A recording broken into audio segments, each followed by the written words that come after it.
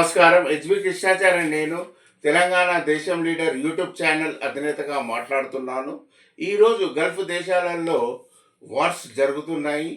United states of America ఇజ్రాయెల్తో కలిసి Iran మీద దాడులు జరుపుతున్నారు. ఇరాన్ కూడా అదేవిధంగా దాడులు జరుపుతున్నది. ఎందుకంటే టెర్రరిజం అనేది అంతం చేయాలని అమెరికా అనేది ఉన్నది. సో కావున ఈ సొసైటల్ పోలరైజేషన్ అవుతుంది and ongoing wars. Societal polarisation అంటే ప్రజలలో ఐకమత్యం అనేది విడిపోతుంది, ఓ వర్గాలుగా అవుతుంది. అండ్ దాని మూలంగా అపోజిషన్ పార్టీస్ గెలవాలని రావాలని రెచ్చగొడతారు ప్రజలను. సో అదనమాట టాపిక్ వచ్చేసి societal polarisation and ongoing wars, global impact on economy, business, citizen safety.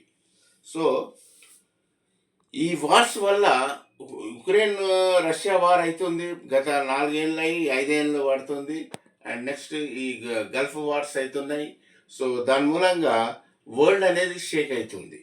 Supply chain disruptions, ఏదైతే ఇంపోర్ట్స్ ఎక్స్పోర్ట్స్ అయితాయో డిస్రప్ట్ అవుతున్నాయి. అండ్ ఫ్యూయల్ ప్రైజెస్ రైజ్ అవుతున్నాయి ప్రపంచంలో, మన దేశంలో ఇంకా కాలేదు. అండ్ ఎన్విరాన్మెంటల్ డిక్లైన్, ఎన్విరాన్మెంట్ అంటే కాలుష్యం, వాతావరణం కాలుష్యం అవుతుంది యుద్ధం దాడిలో. అండ్ అవి మళ్ళీ 6 నెలల దాకా పోవన్నమాట ఒకవేళ ఆపితే. సో నెక్స్ట్ సొసైటల్ పోలరైజేషన్ అంటే విభజన అవుతుంది, వర్గాలుగా విడిపోతారు. నెక్స్ట్ ఈ వీడియో ఏం చెప్తుందంటే డిసడ్వాంటేజెస్, మన మన డైలీ నివసించేది ఇబ్బందులకు గురవుతారు. Legal reforms like code of wages 2019 ఏదైతే ఉందో, మినిమం ఒక కూలి వానికి ఇంత ఇవ్వాలి, చదువుకున్న వాళ్ళకి ఇంత ఇవ్వాలి, ఒక స్లాబ్ సిస్టమ్ అవుతుంది. సో ఒక ఇంతకుముందు ఒక బిల్డింగు ఒక మిషనరీ ఎట్లనో ఇప్పుడు పనిచేసేవాడు కూడా అదేవిధంగా అసెట్ అనమాట. ఇంకొకటి model tenancy act 2021 rental reforms వచ్చినాయి. అది April 1 నుంచి అమలు కాబోతుంది. So to protect workers and tenants during under certain time. Rental laws వచ్చినాయి కాబట్టి ఇష్టం వచ్చినట్టు పగిడి పైసలు తీసుకోవద్దు, కానీ 2 నెలలదే పగిడి తీసుకోవాలి.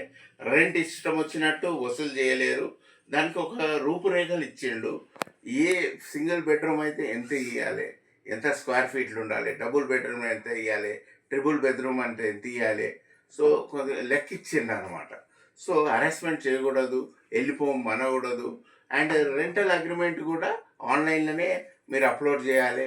రెంట్ కట్టాలన్నా ఆన్లైన్లోనే పే చేయాలన్నమాట. So global conflicts reshaping the world economy. So global conflicts అంటే సో యుఎస్, ఇజ్రాయెల్, ఇరాన్ ఇవన్నీ ఏవైతున్నాయో దేశాలు ఇవన్నీ యుద్ధానికి దారితీస్తున్నాయి కాబట్టి వరల్డ్ ఎకానమీని షేప్ చేస్తుంది అనమాట. ఆల్రెడీ వరల్డ్ ఎకానమీ అనేది హ్యాండిక్యాప్డ్ అయిపోయింది, అన్ని దేశాలు అపరపాలై ఉన్నాయి. సో ఈ వరల్డ్ ఎకానమీ ఓ డేంజర్ ఫేస్లో అన్ని రాజకీయ శక్తులు ఏ కంట్రీకి ఉన్నాయో అవన్నీ ఇన్స్టెబిలిటీ అంటే స్టేబుల్గా లేవన్నమాట. So conflicts, so Russia Ukraine వారు, rising tensions in Iran, Israel and United States. So Israel United States కలిపి ఇరాన్ మీద దాడి చేయడము. అండ్ ఈ కాన్ఫ్లిక్ట్స్ అనేది డిస్టర్బ్ చేస్తుంది, ప్రపంచంలో ఆర్థిక వ్యవస్థను డిస్టర్బ్ చేస్తుంది. అండ్ ప్రజలను కూడా, బిజినెస్లను కూడా డిస్టర్బ్ చేస్తుంది. గ్లోబల్ ట్రేడ్ రూట్స్, అయితే గ్లోబల్ ట్రేడ్ రూట్స్ ఉన్నాయో ఫర్టిలైజర్ సప్లై చైన్స్ అంటే సముద్రం ద్వారా లేకుంటే ఏవియేషన్ ద్వారా వస్తాయో అవన్నీ మార్కెట్స్ ఫర్టిలైజర్స్ షార్టేజ్ అయిపోతాయి. And oil markets, food production system disturb అవుతుంది.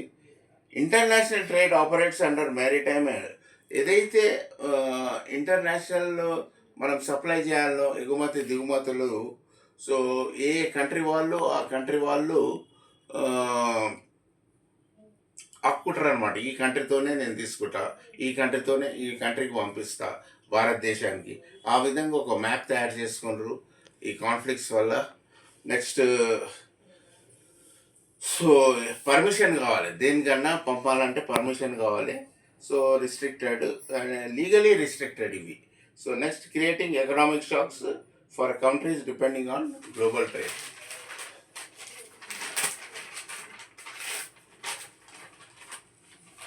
ఫర్టిలైజర్ క్యాసెస్, ఎరువులు అనేది క్రైసిస్ అవుతాయి. పంటలు పండియాలంటే ఇంపోర్ట్ అవుతుంది. So food security risk. So India import significant quantities of fertilisers from global markets. భారతదేశము దిగుమతి చేసుకుంటుంది ఈ ఎరువులను. సో దాని మూలంగా సప్లై చైన్ అంటే డిస్రప్షన్స్ లీడ్ టు ఫర్టిలైజర్, ఎరువులు షార్టేజ్ అవుతాయి అండ్ ఎరువుల ప్రైజెస్ విపరీతంగా పెరిగిపోతాయి. నెక్స్ట్ అగ్రికల్చర్ ప్రొడక్షన్ భారతదేశంలో తగ్గిపోతుంది అండ్ ఇంక్రీజ్ ఫుడ్ ప్రైజెస్ పెరిగిపోతాయి. దళారులు విచ్చలవిడిగా ధరలు పెంచేస్తారు, బ్లాక్ మార్కెటింగ్ అవుతుంది. Next oil prices volatility, strategic energy policy. ఈ గ్లోబల్ కాన్ఫరెన్స్ వల్ల క్రూడ్ ఆయిల్ మార్కెట్స్ మీద ఫోకస్ ఉంటుంది అన్నమాట.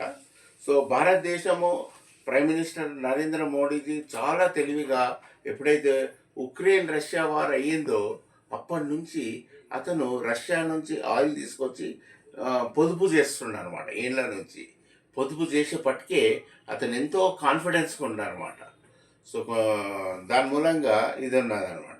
స్ట్రాటజిక్ పెట్రోలియం రిజర్వ్స్ అంటే క్రూడ్ ఆయిల్ రిజర్వ్ చేసుకుంటూ అండ్ నెక్స్ట్ డిప్లొమాటిక్ బ్యాలెన్స్. ఇప్పుడు పుటిన్ అంటే రష్యా పుటిన్ స్నేహం అని మోడీకి చెప్తుండు. అండ్ నెక్స్ట్ ట్రంప్ ఏమో హానరబుల్ ప్రెసిడెంట్ ట్రంప్ వచ్చేసి వెనిజులా ఆయిల్ అటాక్ చేసిన వెనిజులా ఆయిల్ తీసుకోమంటుండు, ఇంపోర్ట్ చేసుకోమంటుండు. అక్కడ అతని మాట వింటే ఇతని కోపము, ఇతని మాట అక్కడ బ్యాలెన్స్గా మెయింటైన్ చేస్తుండు ప్రధానమంత్రి Modiji. So energy price volatility ultimately effects. So energy prices పెరుగుతాయి. కరెంట్ ఉత్పత్తి చేయాలన్నా వాటర్తోనే చేయాలి కాబట్టి అన్న ఎండాకాలం వచ్చింది, కరెంట్ ప్రైజెస్ పెరుగుతాయి. నెక్స్ట్ ట్రాన్స్పోర్టేషన్ కాస్టెస్ పెరుగుతాయి. సో బస్ రేట్లు పెరుగుతాయి. నెక్స్ట్ ఫుడ్ ప్రైజెస్ కూడా కాస్ట్ ఆఫ్ లివింగ్ క్రైజెస్ అనేది ఉంటుంది. రిన్యూవబుల్ ఎనర్జీ, సోలార్ ఎనర్జీ ఇవైతే లీగల్గా అవుతుంది, ఎన్విరాన్మెంటల్ నెసెసిటీ, కాలుష్య నియంత్రణకు. So rising electricity prices pushing goods and citizen towards renewable energy. అంటే ఇవన్నీ పెరగడం వల్ల ఏమవుతుందంటే ప్రజలు సోలార్ సిస్టమ్ పెట్టుకోవాలి, రిన్యూవబుల్ ఎనర్జీ మీద పడతారనమాట. సో నెక్స్ట్ ఎక్కువ పెట్రోల్ డీజిల్ మీద ఆధారపడరు. So protect environmental stability, long term energy cost. పోతే వాటర్ క్రైసిస్. సో మంచినీరు, అగ్రికల్చర్ ట్రాన్స్ఫర్మేషన్. హైదరాబాద్ అనేది గ్రౌండ్ వాటర్ డిప్లీషన్ అయింది, 60% అది ఇంకిపోయింది, 40% ఉంది.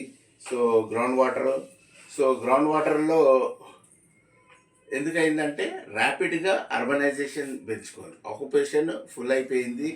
నెక్స్ట్ ఇండస్ట్రియల్ ఎక్స్పాన్షన్స్ కూడా అయినాయి కాబట్టి రియల్ ఎస్టేట్ డెవలప్మెంట్, ఈ విధంగా గ్రౌండ్ వాటర్ అనేది తగ్గిపోయింది. సో ట్రెడిషనల్ అగ్రికల్చర్ ఏదైతే ట్రెడిషనల్గా వాటర్తోని వర్షంతోని మనం పండిస్తామో అది ఇక్కడ ఉండదు, పోయిందా. అండ్ ఇప్పుడు ఏదైతే చెప్తున్న వర్టికల్ ఫార్మింగ్ ఏదైతే ఉందో సస్టైనబుల్ ఆల్టర్నేటివ్. వర్టికల్ ఫార్మింగ్ అంటే ఒక బిల్డింగ్ ఉంది, ఆ బిల్డింగ్లోనే మనము అన్ని ఫుడ్ పండించవచ్చు అనమాట, తక్కువ శాతము. సో అప్పుడు ఎంప్లాయ్మెంట్ ఆపర్చునిటీస్ క్రియేట్ చేస్తుంది.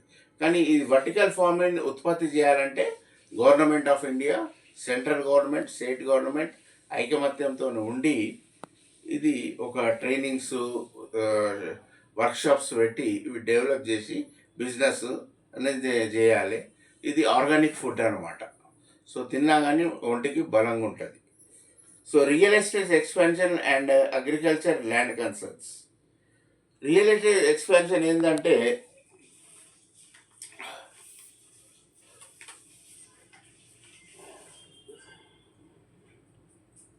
రియల్ ఎస్టేట్ ల్యాండ్ రెసిడెన్షియల్గా మార్చారు.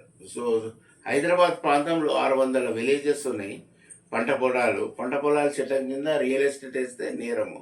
సో రియల్ ఎస్టేట్గా వచ్చింది కాబట్టి అవన్నీ ఒక రెగ్యులేషన్ లా తీసుకుంటే అవన్నీ ఇల్లీగల్ అనమాట. సో నేను ఒకటే చెప్తున్నాను, ఇలా చాయిస్ ఆ రియల్ ఎస్టేట్ వెంచర్స్ ఏవైతున్నాయో వర్టికల్ ఫార్మింగ్గా కన్వర్ట్ చేయాలి లేదా కూల్చేయాలి. అది రెండే మార్గాలు. ఎందుకంటే మనకు తిండి కావాలి, భోజనం కావాలి. So that is very important. So ఈ రియల్ ఎస్టేట్ మార్కెట్ని అదుపులో పెట్టుకోవాలంటే Telangana real estate regulatory authority ఉంటుంది. ఏదైనా కొనాలన్నా అమ్మాలన్నా వీళ్ళని అప్రోచ్ కావాలి.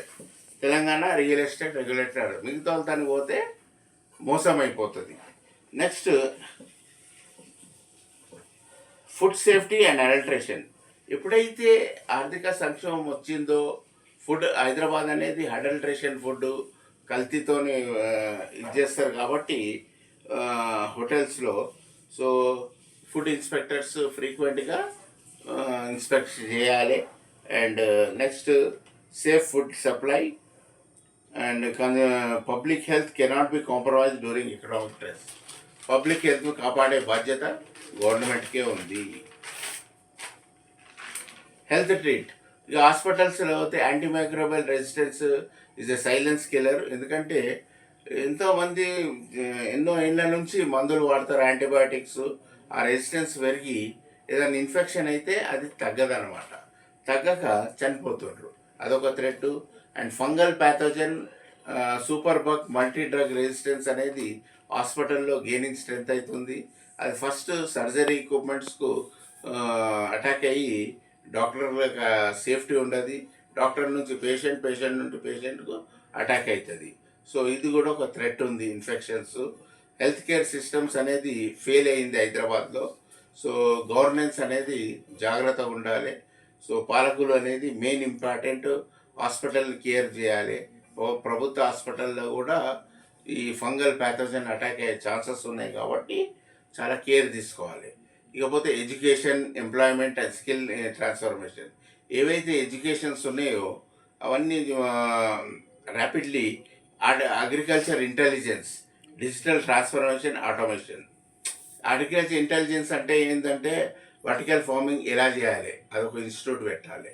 నెక్స్ట్, డిజిటల్ ట్రాన్స్ఫర్మేషన్ అంటే ఏంది, ఆటోమేషన్ అంటే ఏంది, దాని మీద ఇన్స్టిట్యూట్స్ పెట్టి ప్రాక్టికల్ ట్రైనింగ్స్ ఇచ్చి. ఇప్పుడు AI driven education with practical institution.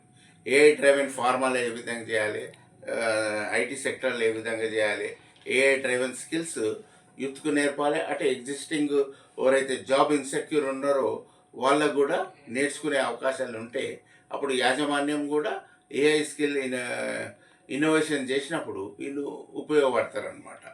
So digital currency future. ఇప్పుడు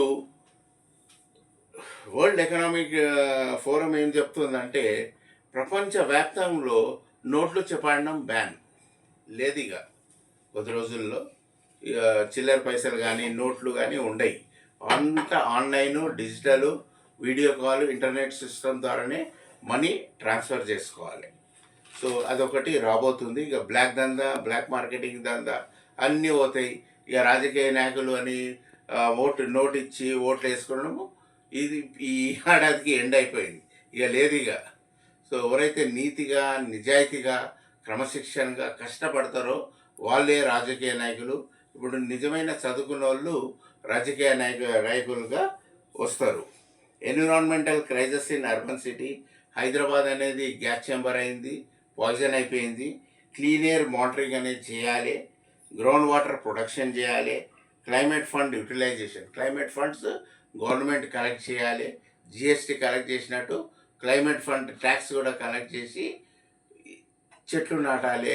రకరకాల రీఛార్జ్ బోర్వెల్ వేయాలి. రెయిన్ హార్వెస్టింగ్ పిట్లు వేయాలి. రోడ్లన్నీ చుట్టుపక్కల రైటు లెఫ్ట్గా చెట్లు నాటాలి. ఈ విధంగా చేస్తే బాగున్నది.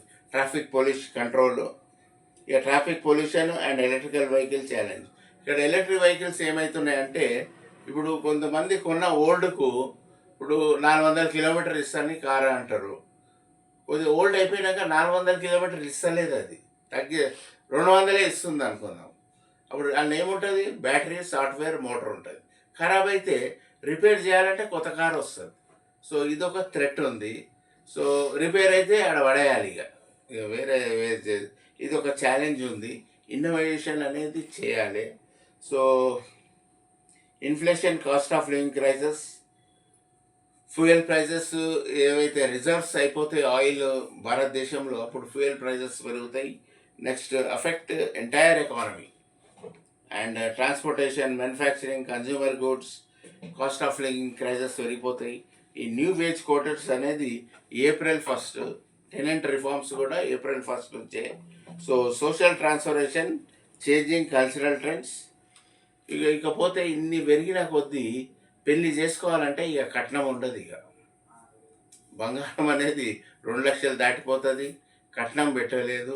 చదువు ఉందా అమ్మాయికి, అబ్బాయి చదువుకుండా, ఆదాయం ఉందా అది చూసుకోండి. ఆదాయం లేదు, ఆస్తులు ఉంటే ఆవిరైపోతాయి. సో ఆస్తుల మీద ఆధారపడిన వాళ్ళకు పిల్లనియకండి. ఆదాయం ఉంటేనే పిల్లనియండి. పిల్ల కూడా చదువుకొని చదువు కంప్లీట్ అయిన తర్వాత జాబ్ చేయాలి. జాబ్ చేసిన తర్వాత పిల్లలు కానీ హౌస్ వైఫ్ ఉండాలన్నా మన జాబ్ చేయాలనేది మీ యొక్క అండర్స్టాండింగ్ మీద ఉంటుంది. కాబట్టి so marriages, love marriages, counselling before marriages, ఏ మ్యారేజ్ చేసినా కౌన్సిలింగ్ చేసుకోండి. 2,000 కడితే నీకు అడ్వకేట్ కౌన్సిలింగ్ చేస్తాడు. 100% గ్యారంటీ ఇస్తాడు. మీలోన వీక్నెస్ లేనిది స్ట్రెంత్ లేని చెప్తాడు, వీక్నెస్ ఇస్తాడు. ప్రజలారా, సొసైటల్ పోలరైజేషన్ అంటే ఎక్కడ పోయినా బిజినెస్లు అన్సర్టన్ ఉంటాయి. అండ్ జాబ్ ఉన్నా, బిజినెస్ ఉన్నా, ఏదున్నా నీకు లాభం ఉండదు అనమాట. సో ఆ విధమైతే ఎవరైతే క్వాలిటీ అండ్ ఫిక్స్డ్ ప్రైస్ అమ్ముతారో వాళ్ళే నిలబడతారు. ఎవరైతే టాలెంట్ ఉంటుందో, పని చేయాలన్న ఉద్దేశం ఉంటుందో వాళ్ళే జాబ్ చేయగలుగుతారు. నాన్ పర్ఫార్మర్ జాబ్ లేదు, డూప్లికేట్ బిజినెస్కు స్థానం లేదు ఈ ఏప్రిల్ 1 నుంచి. సో ఈ వీడియో మీరు తప్పక చూడండి, షేర్ చేయండి, ఫార్వర్డ్ చేయండి. అండ్ అందరినీ చైతన్యపరుస్తుంది కాబట్టి సో ఐకమత్యంతో ఉండండి. పీస్ ఆఫ్ మైండ్ ఇంపార్టెంట్ మనకు, పేషెన్స్ ఇంపార్టెంట్, హ్యాపీనెస్ ఇంపార్టెంట్. అది ఎప్పుడు వస్తుందంటే మనమందరం సమాజంలో కలిసి కట్టుగా ఉండాలి. వీడు తక్కువ కులం, వీడు ఎక్కువ కులము, ఆ విధంగా ఉంటే వాడు ఖరాబ్ అవుతాడు, మీరు ఖరాబ్ అవుతారు. సమాజంలో మీకు ఇక విలువ ఉంటుంది అన్నమాట. సో హ్యుమానిజం, మానవతా విలువల్ని కాపాడాలకూడదు. సో రాజకీయ శక్తులు కొంతమంది విడదీయనికి వర్గాలు చేస్తారు కాబట్టి వాళ్ళను అక్కడనే కొట్టండి, తప్పులేదు. సో ఎందుకంటే ఇవి గ్లోబల్ వార్ నుంచి వచ్చిన ప్రాబ్లమ్స్, ఇవి రూలింగ్ పార్టీ వాళ్ళు చేసిన ప్రాబ్లమ్స్ కాదు. కాబట్టి నిలదీయండి, కొట్టండి, తప్పులేదు. సో వాళ్ళకు స్కామ్లు ఉన్న ఈడీ కేసుల వల్ల లోపలికి వెళ్ళిపోతారు. ఇప్పుడు డిజిటలైజేషన్ వచ్చింది, పైసా డబ్బు అనేది ఉండదు. ఇక డిజిటల్ ట్రాన్స్ఫర్మేషన్ ఉంటుంది, బ్లాక్ మనీ ఉండదు. కాబట్టి సో మీరందరూ చైతన్యం పడి కోరాలని కోరుతూ నేను సెలవు తీసుకుంటున్నాను.